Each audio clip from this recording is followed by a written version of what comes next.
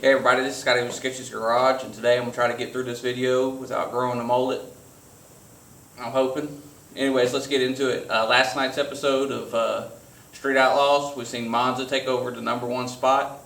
It's been a few years since he's been there. I'm happy for him. He seems like he's always working hard. He's got a good attitude.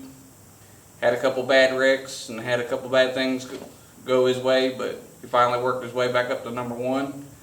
The bad thing is, I think that was the last time they filmed for a while. I think there was over probably a year's layover time between last night's episode and the next episode we're going to see. So a lot of things have probably changed, so it should be interesting. The next thing I got for you guys, how deep do you think JJ was in Dave's head?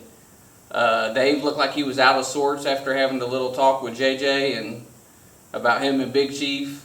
And Dave's like, well, you know, I pretty much will dominate Chief every time, but for some reason I think he put that little seed of doubt in Dave's head and made him go out there and maybe make an adjustment he normally wouldn't have, and it cost Dave the race. He ended up knocking the tires off. Even later in the episode, you can kind of see JJ have a little interaction with Daddy Dave, and you can still see that Dave was wearing it on his face a little bit. That's just my opinion. I'd like to get you guys' opinion. Let me know in the comments below. Next thing I want to talk about is the race between Big Chief and Robin Roberts.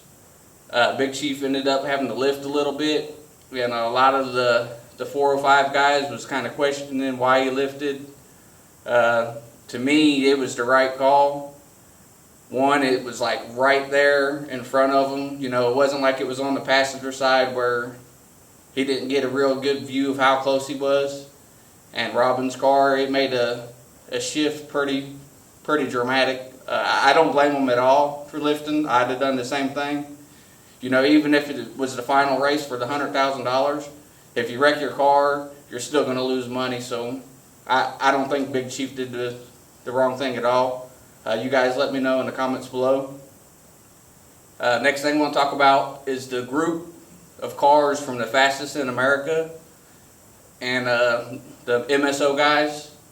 If you could tell, like in the beginning, it seems like a lot of people was clowning on them, but as this whole race has progressed, it seems like they're the ones kind of rising to the top and looking a little bit more street than others. You guys tell me what you think in the comments below. Next thing I want to talk about is the Trisha Wayne and Stinky Peaky race. There's two things on that I want to talk about. Is if you guys noticed, she did a real long dry hop. If anybody's got an idea why she did that, leave it in the comments below. I got my ideas on it, or my theories, but I'd like to hear you guys's. And Trisha, she's been killing it this year. I've seen her really do some good work. I seen her win a race for $48,200. I seen her beat, I think it was Turbo John for like $500, and she only had 6 cylinders. She's become quite the wheel person, and I think she's definitely to be taken seriously.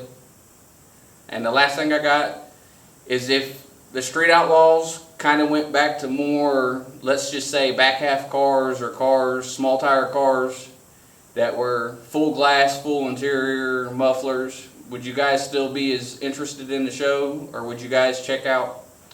Me personally, I think I'd like the show a little bit more than the way it is now, but that's just my opinion. I'd like to get you guys' opinion, and I'll catch you on the next one.